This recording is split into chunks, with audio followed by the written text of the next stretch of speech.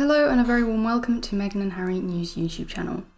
Two stories that showcase the deceptive link between the media and the firm.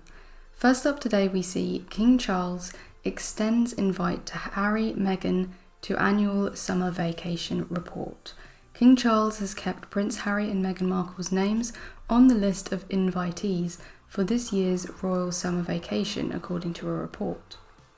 Each summer, the royal family sets off to Balmoral Castle in Scotland for their annual break. All family members are expected to stay at Balmoral Castle at some point over the next few weeks, Rebecca English writes. That is, except the Duke and Duchess of Sussex, whose open invitation to join family gatherings hasn't exactly been rescinded, but is certainly not expected to be accepted.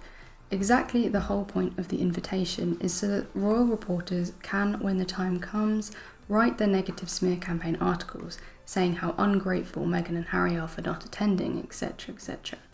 When the truth is that the firm and the establishment have removed their security from Harry and refused to work with any other outside intelligence, which has made it very difficult for Harry to go to the UK at any time.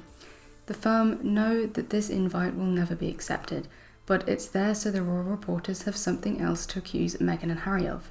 And as you can see, they have already started with this narrative. Meghan Markle and Harry expected to skip royals' summer holiday, but are still invited. King Charles, Queen Camilla, Prince William, Kate Middleton and the rest of the royal family will head to Balmoral in a few weeks for their annual summer holiday, but Prince Harry and Meghan Markle won't be there to join the fun. Yeah, it doesn't sound like fun to me. Anything but fun. Sounds like a nightmare. It says here that Meghan and Harry spent time at Balmoral after their royal wedding in 2018 and returned with the rest of the family for the traditional trip in 2019. But of course, since they're split from the firm, they haven't gone there. And why would they? When it's the firm that leak these stories and are part of the international orchestrated smear campaign against them that has been going on for 4 years. All because they were and still insanely jealous of their popularity, which only reflects on them because they're obsessed with their public profile, because their whole business dynamic is based around sponging off the taxpayers of the UK.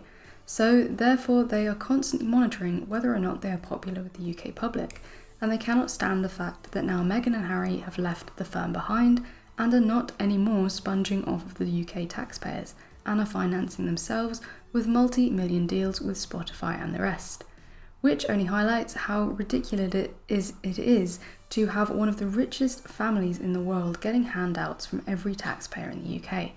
This is what this whole smear campaign is about.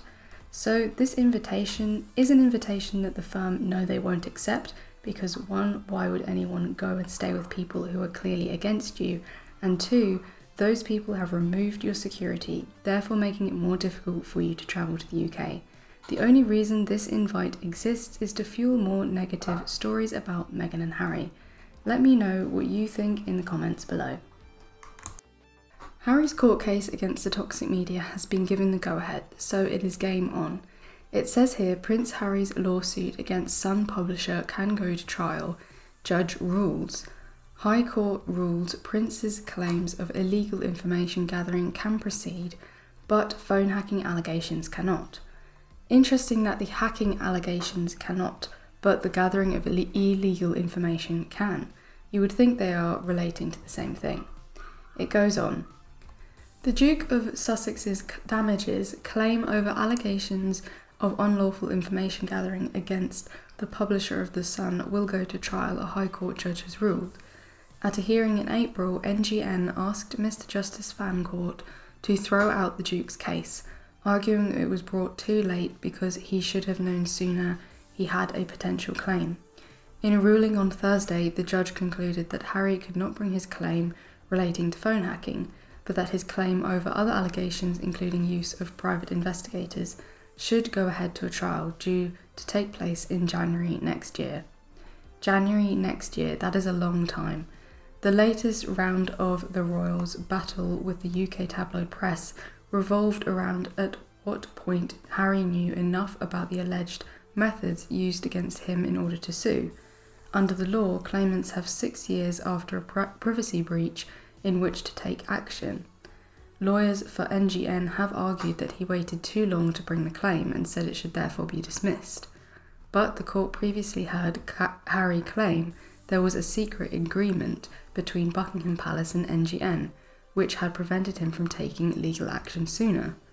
Now, do you see how they work? They set up agreements, which then there is a law of time limit that prohibits a claim of privacy breach, in this instance 6 years, and Harry has said that this secret agreement that the firm had or has with the toxic tabloids stopped him from taking action before, but not the media are using this as a way of getting out of it, although it doesn't seem to have fully worked here.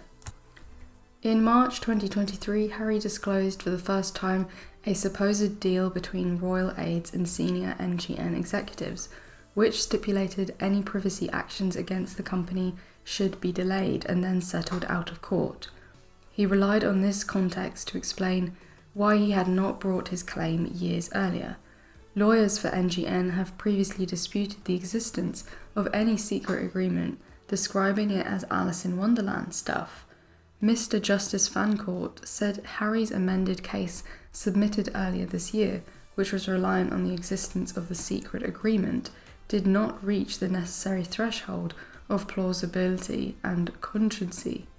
He said emails between the palace and NGN suggested there was at some time an understanding that the royal family's claims would be addressed informally at a late date, but the vague and limited evidence provided by Harry's lawyers did not amount to proof of Harry's specific claims. Of course, the court, and let it be noted this is the Crown Court, so to think that you're going to get anything over on the firm going through the Crown Court is a non-starter in the first place.